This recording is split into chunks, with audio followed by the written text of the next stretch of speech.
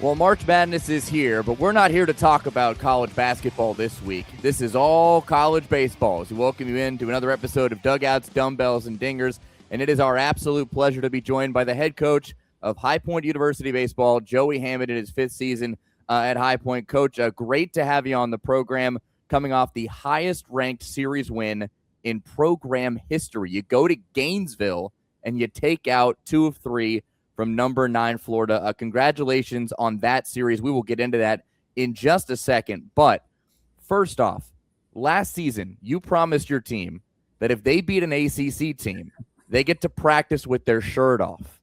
And I saw the video. It was glorious. It was well done by your team. They nailed it. Now, you just beat an SEC team on the road. What's the payoff now? It's a good question. Well, we don't have Miggy Echeverria on our team anymore. He's the one that negotiated that deal. So thankfully, I guess he's not on it because I don't want to know what the negotiation would have been. But maybe it's an opportunity for maybe leaders on this current team to understand how leverage works and utilize that a little bit better moving forward, because I'm not on the hook for anything right now. Oh, well, okay. Hey, listen, you got another big one coming up tonight against the Duke Blue Devils in High Point. So we'll see. You get another AC team knocked off. This team might come calling, knocking on the door with some negotiations. But anyways, congratulations on the series win. Incredible stuff. So many things we're going to get into from this Florida series. But the first thing I want to talk about is the rain delays. You had 2 of them.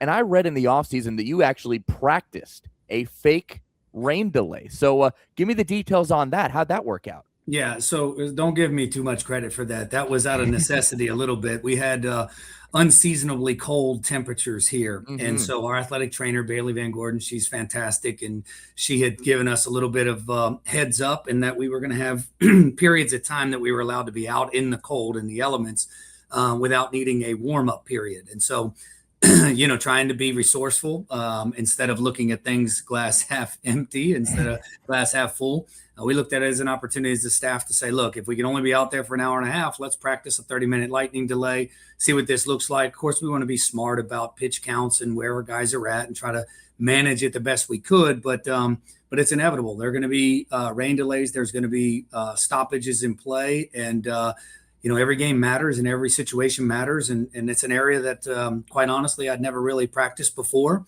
And I don't want to kind of get caught, quote unquote, with our pants down, trying to figure that out when it matters. And so we took advantage of that. And again, we did practice it for a 2-day period, and it wasn't very good results in our practices, but maybe that's the reason why it was pretty good here. And our guys were maybe thankful that it was warm instead of cold after that delay.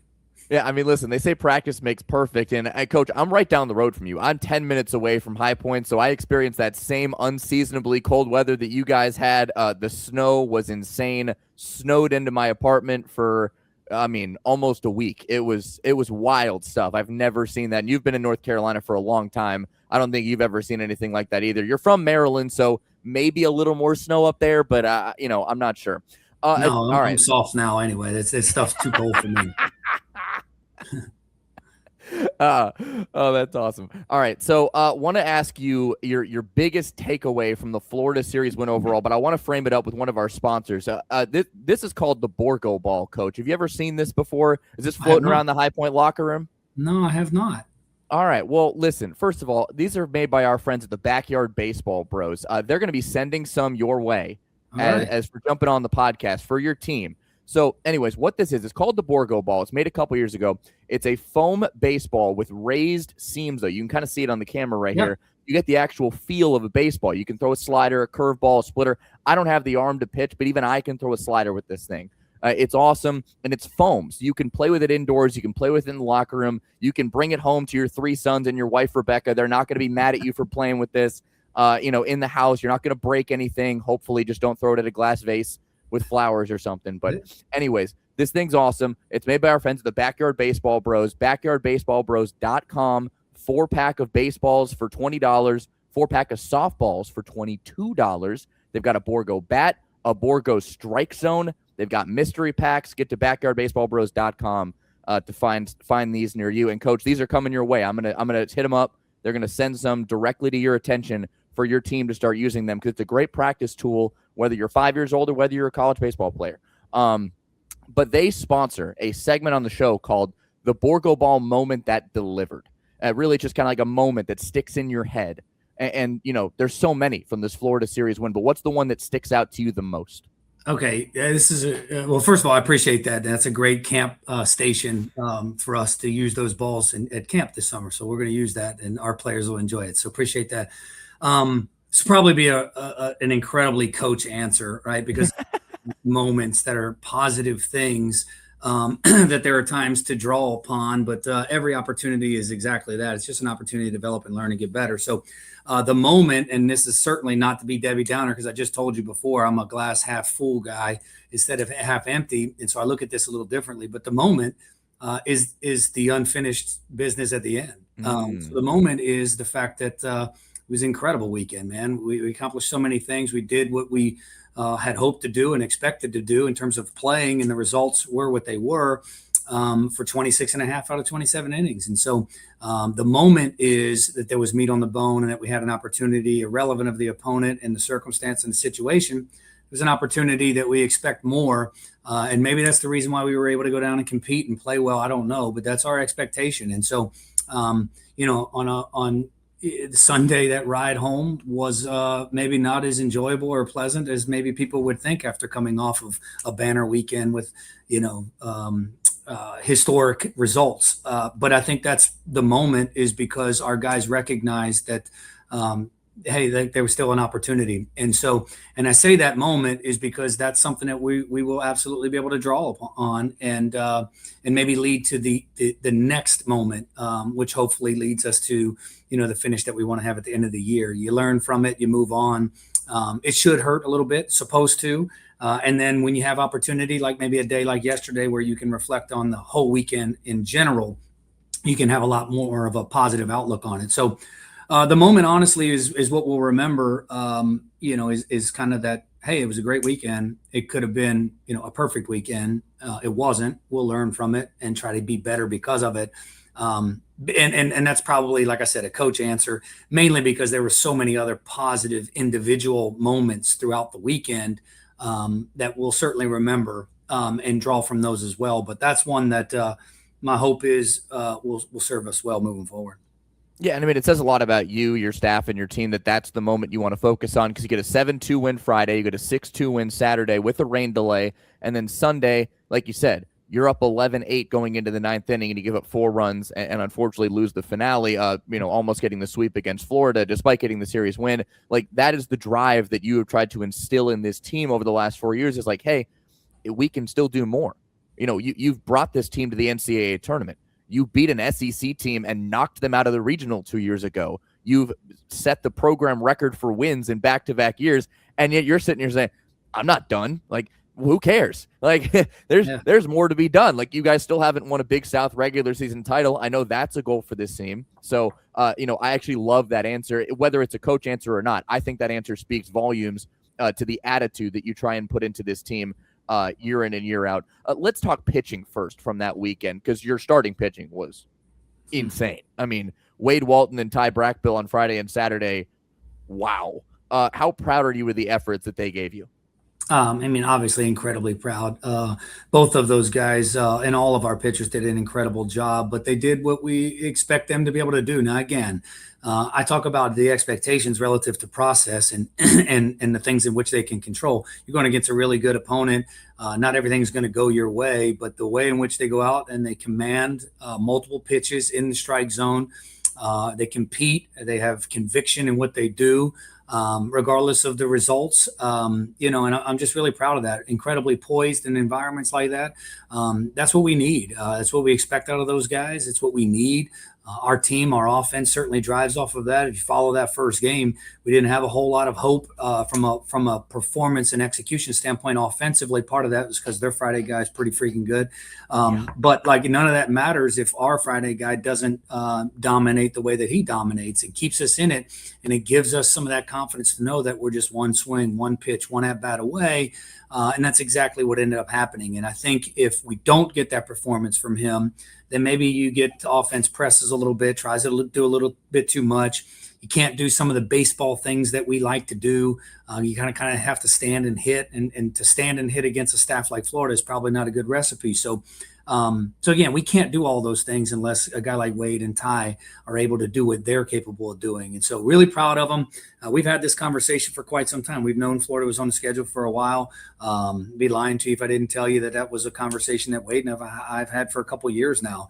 He's a Florida kid. Hey, you got an opportunity to go down there and show the world what you're capable of doing, what we already know, but now everybody can know. And then that was a conversation also with Ty in the recruiting process to say, hey, look, here's a real opportunity. You're going to have to take it. You're going to have to earn it. But, we could just draw back on that to say, all right, we're here. We're at this moment. Go do it. And it was incredibly rewarding and just so proud of those guys to go do it. Joey Hammond, the head coach of High Point Baseball, with us on Dugouts, Dumbbells, and Dingers. That's incredible, the fact that you used the Florida series as a recruiting pitch to bring Ty Brakebill to High Point. That's awesome. And listen, if I were a pitcher looking to take the next step and get to pitch against one of the elites, a team that won the College World Series a couple years back, like, yeah, sign me up. Sure, I'm here for that. With the pitching itself, like you talk about the fact that Wade had to go toe-to-toe with Liam Peterson. Ty Brakebill had to go toe-to-toe with Aiden King. Like, yeah, those are two first-round grade guys. And you're exactly right that if those guys don't do what they do, it doesn't matter what the hitters do because the entire focus of the game plan switches. And I loved reading about your two, drastically different plans Friday and Saturday on D1 Baseball, and Mark Etheridge talked to you. You played small ball Friday. Like, that was the execution Friday, and it worked. But it opened up the opportunity for your team to stand in there and hit, because Florida's pressing now because they already lost a game. They don't want to lose the series. So, when you have that win on Friday and you do it the way you do, you get the start from Wade, your team is able to kind of inch their way into runs and then own it late once Liam gets taken out with the pitch count. When did you shift your mindset Saturday to go, okay, like we have the upper hand now we can go out and attack? Yeah. So, I think where the night before's performance and results play in more than anything, less about our approach and less about our plan, but more about just confidence. I think our hitters obviously had a lot more confidence. They were a little more loose. They were a little bit more willing to see kind of how things played out. There would be opportunities. We knew that they were going to, and again, I think it's different pitchers, right? So Liam, from stuff standpoint, we're going to have to build up pitch count and just realize that he's going to get his strikeouts, and we're going to try to pick and choose and get in the bullpen and find a way to stack some innings or runs, which we did. With Aiden, he's an incredibly talented pitcher as well. He's a little bit more, you can have a little bit more of a detailed plan. I don't want to say predictable. His pitchability is incredible, and he's really good. But I felt like that matchup was maybe going to be a little bit better for us to actually impact the ball. And in doing so, quite, honestly, we were able to extend pitch counts as well, and have obviously in the third inning, 40 some pitches in that inning, because our guys just grinded when they did have two strikes, and they were relentless with it. But I think we were able to start impacting the ball a little bit better. We felt like that matchup would be better. We could pick and choose in certain counts and certain times with our skill set offensively. Couple that with the confidence of having the game under our belt last night and a belief in ourselves, or the night before, allowed us to go be a little bit more free and a little bit more trusting in those plans. These guys are too talented. Look, let's just be honest. They're too talented to go up there and try to cover every pitch of the at-bat, every type of pitch, every pitch of the at-bat. It's just it's not sustainable. If you want to try to stack innings, you're going to have to be able to, I don't want to say guess. It's not that. It's pick and choose based on your strengths, based on the situations, based on their tendencies. And you got to sell out, in a sense, to one of those quality pitches if you want to have a quality result. Otherwise, it's just hard to sustain at bat after at bat after at bat and trying to cover every pitch. They're too talented. And so really proud of our guys for buying in and trusting in the plan that myself and Coach Orndorff had put together for them. They were very trusting. We weren't right every time, but every time that maybe we weren't right with our plans, our player didn't freak out, and they had a two-strike fight to fall back on. And once that started happening, it became contagious, and our guys realized, hey, man, we can fight with two strikes, but up until two strikes, these guys are going to put us in the best situation to try to do damage. And then once that started happening, it became contagious, not only in that second game, but all the way through the end of the third game. And my hope would be it continues into tonight and next weekend and everything else. So that's kind of what our offense is built off of. It's what we were last year.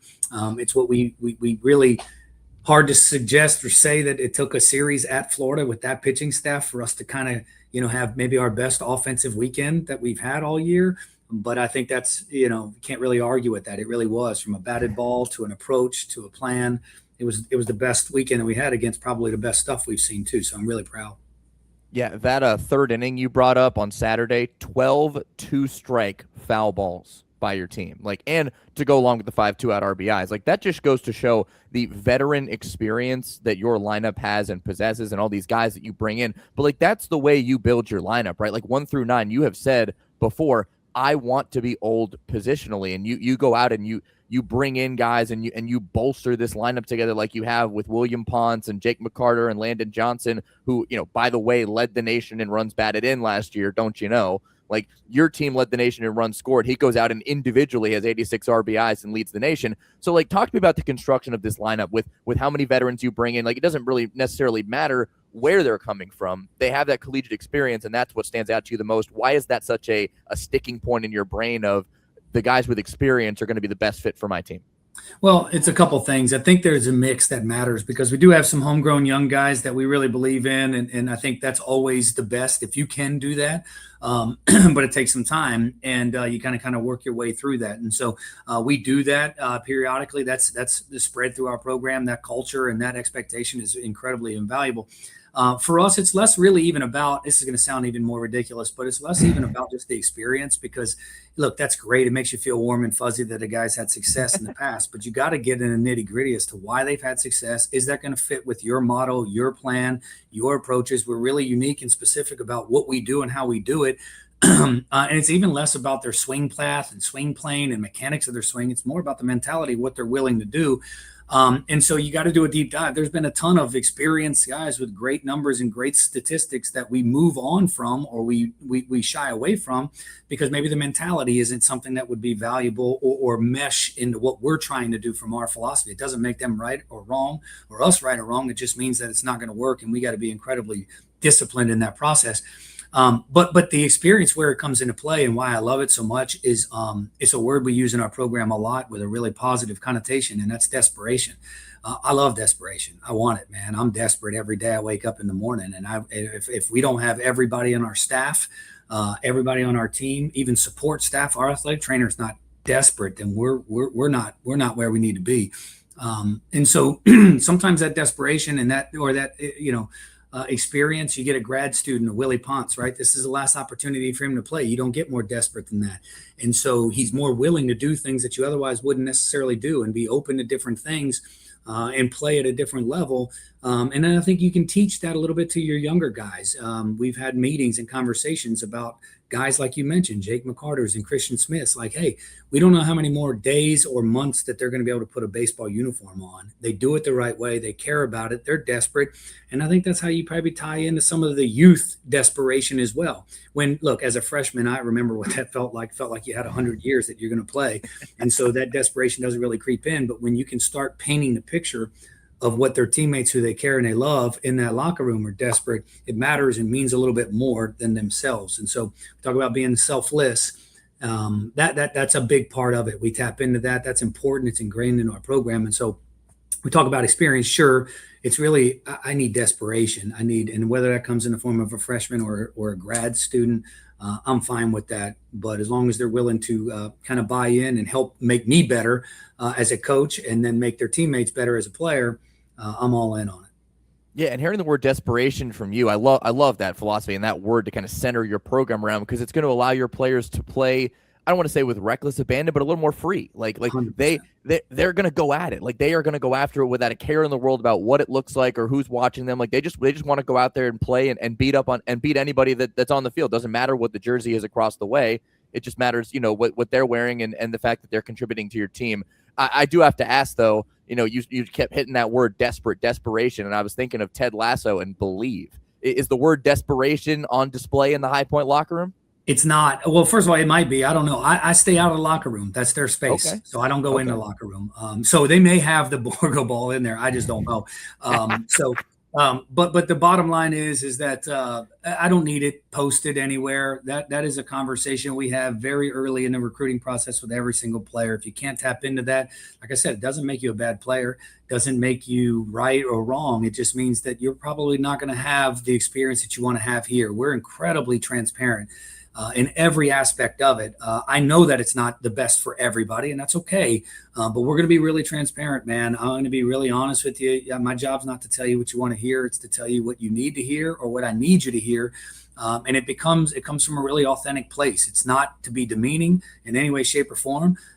You mentioned it. We need our guys to play fast and free. And part of that freedom is the freedom to fail within the system. And so I'm never going to get upset and lose my mind. Our guys know I don't challenge them. I don't get on them. I don't yell at them for a physical mistake when they're making aggressive mistakes and they're playing free. I remember what it felt like to be coached by guys that are going to bark at you. Even if it comes from a good place, it still has this shot of cortisol in your system that makes you get a little bit tense, and therefore you're not playing your fast and your freedom. So I've made a commitment to our guys that so long as they, the only way that I'm going to challenge somebody in a really direct way is if they don't give the effort that's expected, or they fail a directive. I give them a directive, an actual directive, and they fail that directive, or they don't give the energy and the effort that they're expected to give, then they know that it's going to be a really uncomfortable conversation. And we've all agreed to that, and they understand that. But if it's anything short of those two things, man, I'm going to love on them and support them. They need to get better. They're going to make mistakes, and we're going to coach them. But the way in which we coach them, if it doesn't fall in those two categories, is going to be very much in a supportive reminder kind of way. And I think that's what allows them to play fast and free all the time.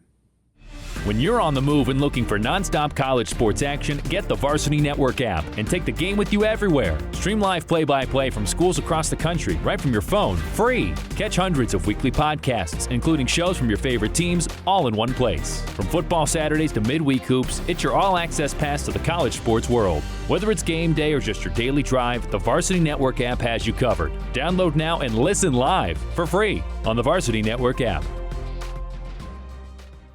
Hi, I'm Megan Gower of Her Hoop Stats. Each week, co-host Rob Joyce and I break down all the latest around women's basketball on the Gower Hour. We analyze what's happened each week, preview what's to come, and talk with guests from around the country to make sure you're covered coast to coast from now all the way through the Final Four in April. Available each week, search and subscribe to Her Hoop Stats in your feed on Apple, Google Play, Spotify, or wherever you get your podcasts, and check out herhoopstats.com for all your women's hoops needs. This mentality talk is just, singing to me right now. I love this stuff, and I think it actually resonates more with your bullpen as well, with so many dudes out in that pen. Like, you've got some bona fide studs out there. Charlie Jones, Dylan Story, Tyler Schaefer, to name a few. You got Jack Carey as well. Like, when you're putting together this staff and you're looking at mentality of these guys, are you looking for those guys that are just like, I will go out there and I will beat anybody. I am a bulldog. Like, that feels like the type of guy that you want in your pen. No, there's no doubt about it. Look, we need stuff, but stuff matters in way different ways. I mean, you look at Dylan Story, you look at Jack Carey, and their stuff is dramatically different from each other.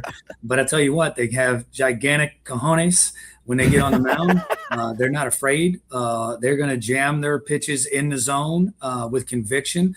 And look, man, that's a huge part of the recruiting process, man. That is literally, how do you quantify that? I don't know. You got to have conversations. You got to be real in the conversations. You got to see how they handle success and failure. It tells you a lot about the makeup and the personality. And we're not going to be right all the time with that. And again, that doesn't make us bad or them bad. It just means that that's what the expectation is. We have to make that very clear from the start. I give Coach Edwards a ton of credit in how he understands and how he has so much, flexibility and autonomy with this pitching staff and the deployment of it and the recruitment of it as well. But he understands that those are still key themes that have to permeate through our program. And we want to value all of those things. And so it can come in a lot of different shapes and sizes, but what can't change is their approach and their mentality to want to develop, want to get better, want to be tough, and want to go out there and fight. Continuing along with Joey Hammond, the head coach of High Point University Baseball, here on Dugouts, Dumbbells, and Dingers, coming off the highest-ranked series win in program history over the number 9 rated Florida Gators. You talked about quantifying things. This offseason, you kind of quantified something that I'm aware of, but I'm a baseball guy. You're a baseball guy. We know about it. But for those who don't, defensive efficiency. And you mentioned, in the offseason, you guys dove deep into this metric, saying it's more of a correlation to success than ERA, average, slugging, etc. So first off, just explain for our listeners what defensive efficiency is, because some people might be sitting here going, huh? Yeah. So the easiest way to explain it is you're talking about a batted ball, and there's a lot of layers that go into it. So I'll try to make it as simple as possible. But any batted ball that's put into play, now put into play is relative, right? Because a home run is not in play.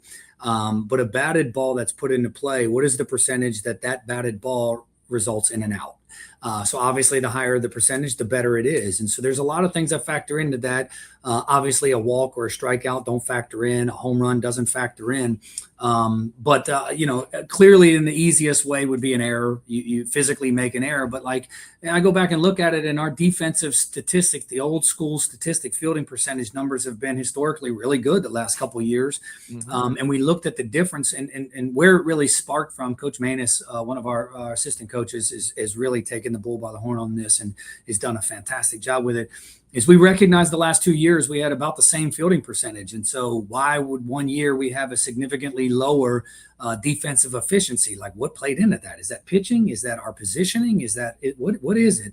And so we really had to dive into that. And there's a lot of layers to it. And one of it is if you feel the same, then the efficiency should be the same, but it's not. And so what plays into that? And certainly pitching plays into that too. If the ball's hit a lot harder, it's less likely you're going to make the play. So we need to be able to make quality pitches, which gets weaker contact, which in turn would mean more outs. So we have to pitch to that, but we also have to position to that to an extent. And so we had to dive deep about where we're going to. So we shift. We'll shift. We'll utilize that.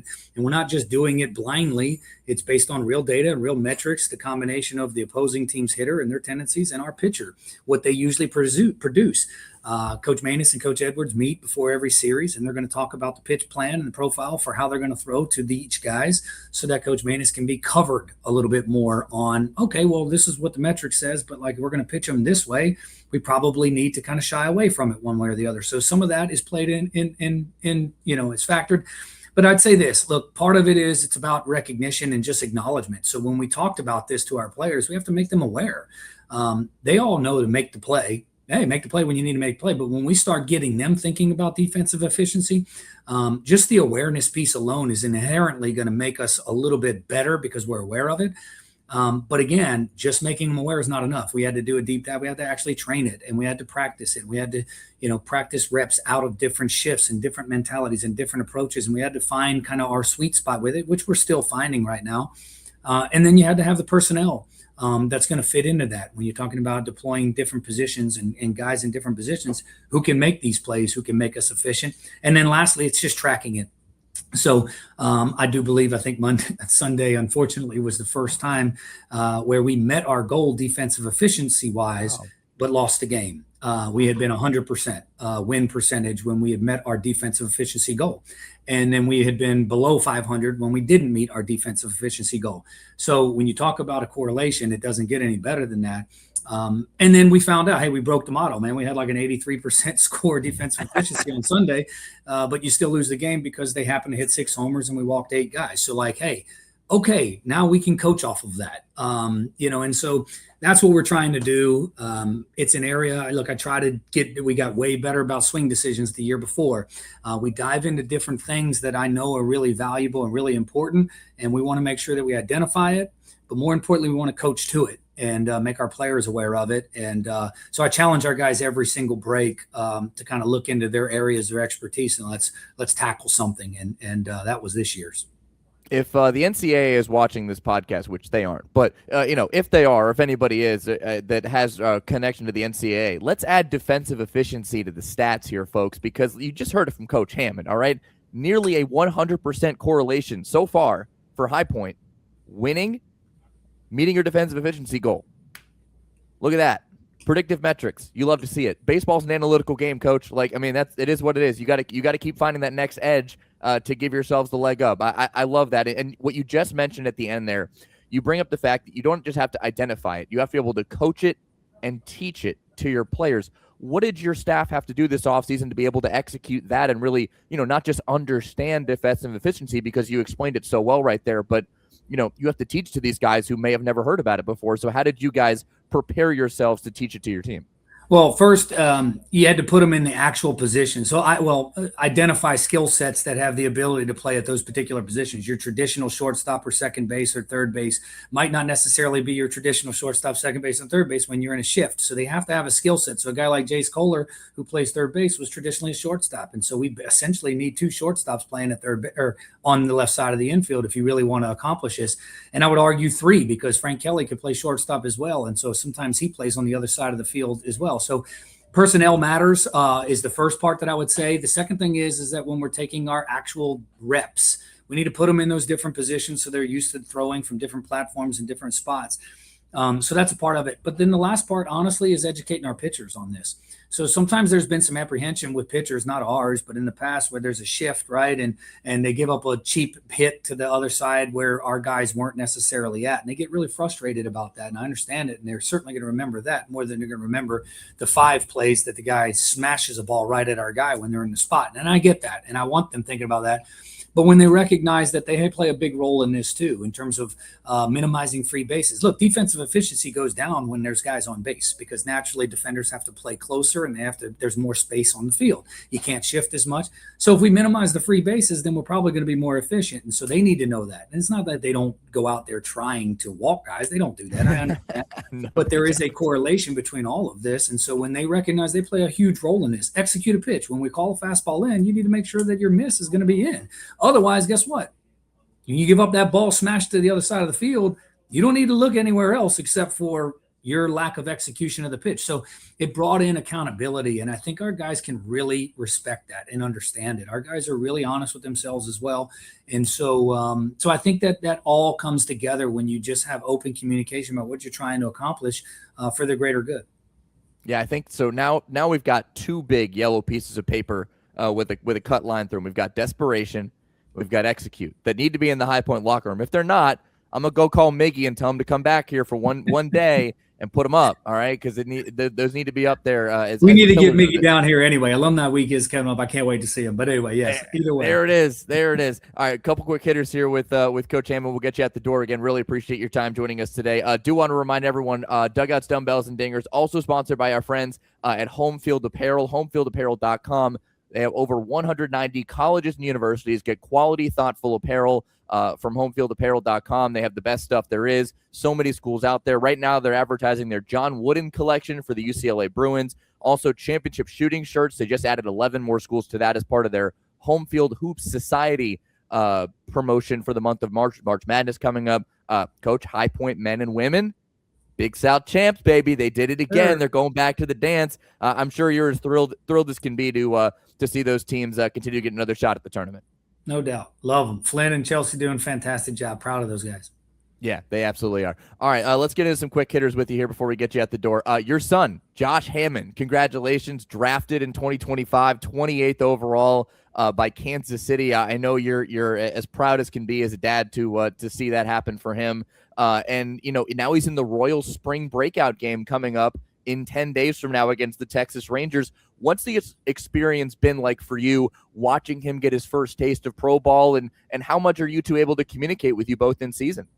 Yeah, a lot. I give him credit. We talk every day. And again, just mostly as father son, which I love being his father. I'm glad that I'm not his coach, and I can kind of help him, and he bounces things off. Like he likes, he trusts me with certain things, and that's fantastic and wonderful. But I just appreciate being his dad, and never kind of got lost on that through the whole experience, which is fantastic. And so we chatted quite a bit, man. I'm so proud of him. I'm happy for him. He's out there grinding. He's doing his his life, living his life, man. And he knows that I'm always there for him, and he's connected, dialed in to our team. And I know he's a Wake Forest commit, but he is a High Point fan.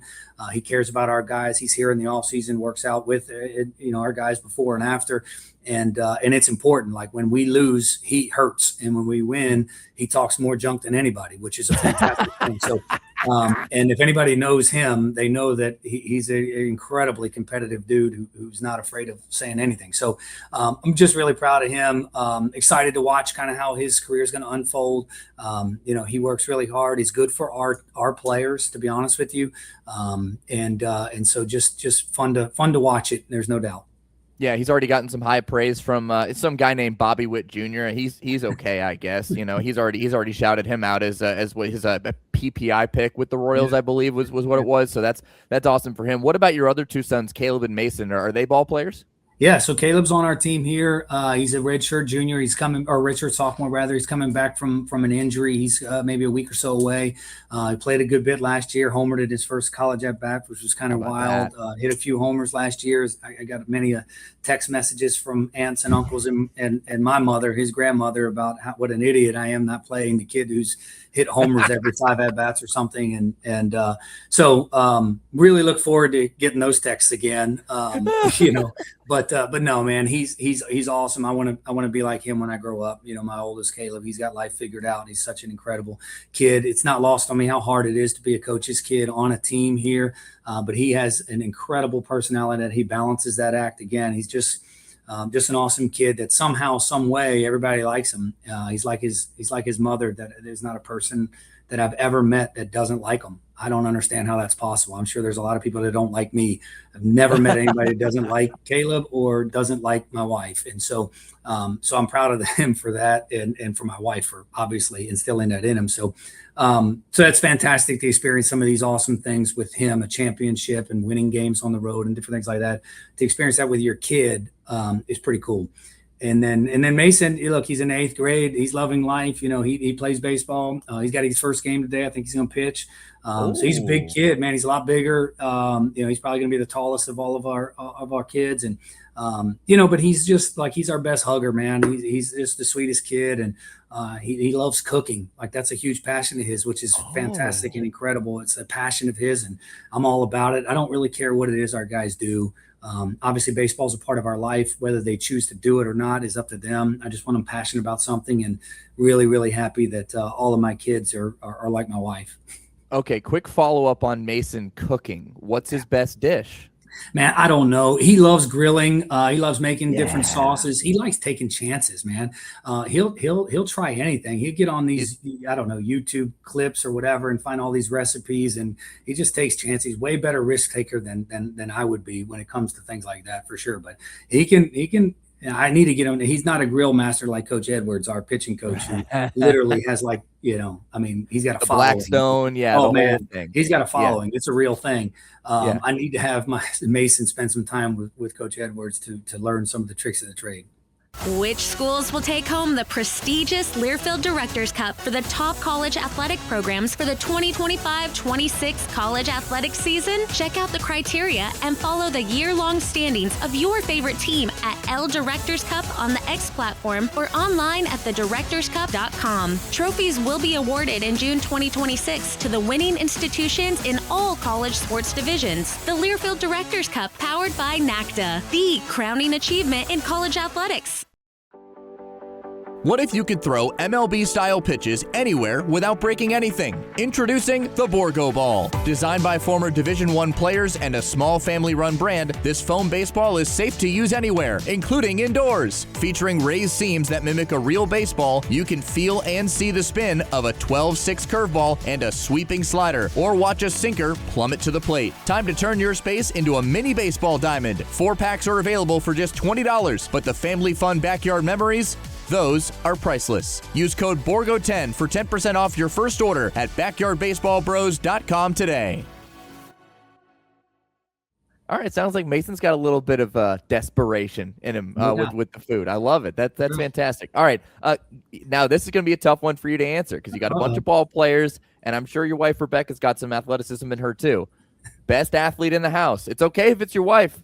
Give me the honest truth. Okay, man, this is unfair. That's why it's not me. It's not me. I love Mason. It's not Mason. Okay. I love my wife. She played soccer in high school. She was really fast, which is great. So they probably got some of that. So from an athlete standpoint, it's between probably Caleb and Josh. Here's what I would tell you. Caleb always had been traditionally more like explosive. Josh, everything happens easy for him. So like he can pick up a golf club and all of a sudden it looks like he's been playing golf for 15 years. So I guess there's a different area. That's such a dad answer that I'm not going to give you one. No, I love it. there's a lot of those. It's a hard one. There's different kinds of athleticism that's in there, I guess. Oh, there is. Also, it's just I'm a do you golf? I'm a golfer.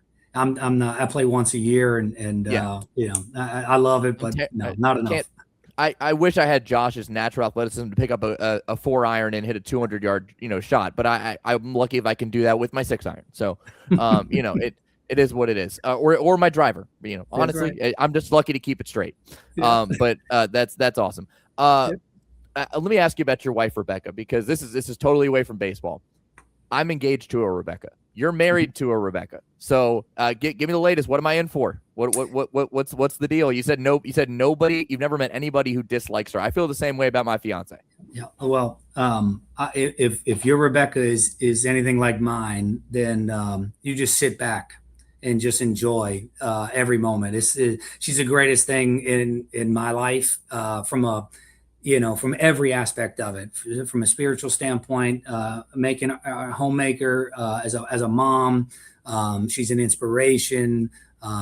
She's beautiful. She's all, again, if she's anything like mine, just don't screw it up is about the only thing I can tell you. Because that's kind of my job, is just don't screw it up. And again, you think about it from every aspect. I think every profession has it, but certainly as a coach's wife, and been in baseball, having played for a long time, and she was there through all of that, and the travel, the resiliency, the toughness, the ability to adapt, and the desperation in her as well, as a family woman is second to none, and can't say enough positive things about it, for sure. She cares. It matters. I know she was literally on the ground with her head in her hands on Sunday after not winning that game. It matters to her. Like, she wears everything. She cares about our players. And when I say that about my wife, I am echoing that about literally every other wife of our staff. They're incredible. Amy, Coach Edwards' wife, and Juice Mark, Coach Manus' wife, and Hannah, Coach Orndorf's wife. They're fantastic. They're incredible. And I think they would all say the exact same thing, that if there's any positive that we put out in this world, it's in large part because of them. So that's fantastic. All right, couple more here with Coach Hammond here as we wrap things up. Favorite position for you to play, because you literally played everywhere. I mean, you played over 100 games at every infield position. You played 150 in the outfield. Like, I mean, you're a do-it-all guy. Where's your favorite spot? Well, shortstop was always my favorite. I loved it. I was married to it my whole life, and so I think that's favorite. Second base was the easiest. And none of them are easy, but that was the easiest. So I guess I didn't mind playing that one as much, because that was like an easier day. But honestly, it's the combination of all of them. I had never played outfield in my life until in AAA one day when somebody got hurt. I had to go out in the outfield, and I was like, wow, this is different. And but man, I learned to love that as well. And so I played everywhere. Catching's not for me. Had to catch some bullpens in the minor leagues, which wasn't fun. But I would just say pretty much anywhere but catching. I can't roll with the catchers. It hurts the knees, man. I mean, my knees are already bad, and I'm only 31. Like, I get it. Like, it's tough. So, all right, we mentioned you were born in Frederick. I'm guessing grew up an Orioles fan. You did get drafted by them, so at one way or another, you became a Baltimore guy. Favorite Orioles player you watched growing up, or maybe even played with? Yeah, so honestly, coincidentally, as odd as it is, I wasn't an Oriole fan. I was a Yankee fan. Crazy, blasphemous, I'm sure. However, Cal Ripken was my favorite player. I mean, obviously from that area, like, he speaks, and like everything that I ever want to be associated with baseball is embodied in Cal Ripken. I was able to meet him, play an exhibition game, and replace him in a game, which was fascinating. And then hear and be around him speaking and and different things. So incredible to get the chance to meet, someone who was, a hero of yours. And every time I've gotten a chance to meet him, he's never fallen short of what this image and expectation I had in my mind. Incredibly polite when he had no real reason to be polite, in every walk, whether it be on a baseball field or even at a mutual friend's wedding. Any of those times and experiences, he's been fascinating and fantastic. And so, really, really happy, and an easy one to wrap your head around and to follow. Yeah, no doubt about it. I mean, listen, here's the headline of your playing career. Someone says, Coach, how are you as a player? You go, hey, listen, the Orioles, they wanted me to play over Cal. I replaced him, all right? Like, I did that. And you don't have to tell him it was a defensive substitution. You don't have to go into detail. You're just like, listen, I replaced Cal, all right? That's me. Yeah, no, so, I got to replace Cal. That was the best part. In fact, I didn't want to. I'd rather just sit back and watch him keep playing. But anyway, nonetheless, I got to go in, and he got to chill for a little bit. Potato. It doesn't matter. All right, last one for you here. What is it about North Carolina that's kept you in this area? Because you went to school at Charlotte. You came back here after your playing career. You coached in high school, and now you were at Wake Forest for 7 years as a volunteer assistant. Now you're here at High Point in your 5th season. What's kept you in the area?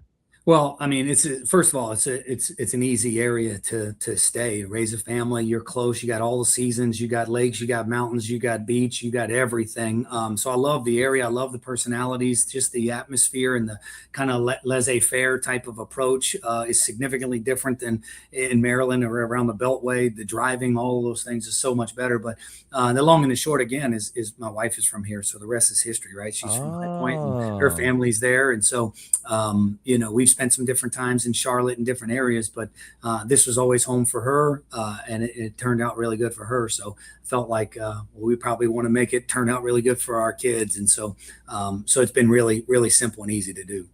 That's fantastic, man. Well, hey, listen, I've been over to your facility many times. I've watched your team play. It's always fun to watch you guys go out and compete, and getting to learn the ins and outs of the program over this last 45 minutes or so, hear the philosophies, desperation, execution, everything that you're about, everything this team is about has been a true treasure. And so I just want to say thank you so much for the time. And we'll be rooting on the High Point Panthers. Hopefully I see you guys back in the NCAA tournament this year with a Big South regular season title, hopefully as well, under your belts. Because I remember I was watching the game when you walked off Vanderbilt. I was in there. I was locked in. I was hooting and hollering as well. Got to root for my hometown teams. Nothing against Vanderbilt, but, rooting for – I live right down the road from you guys. Got to root for High Point. So all the best to you guys, and good luck tonight against Duke and the rest of the year. Well, I appreciate it again. Happy to have you out anytime. Appreciate the time. Thank you. All right, that's Coach Joey Hammond of the High Point University Panthers. They got Duke tonight. Go out to Williard Stadium. Check them out. 6 p.m. Eastern time is the first pitch, and got plenty more ball games to come to go watch Joey Hammond. This has been another edition of Dugouts, Dumbbells, and Dingers. Enjoy the March Madness, everyone, on the basketball court and of the baseball diamond.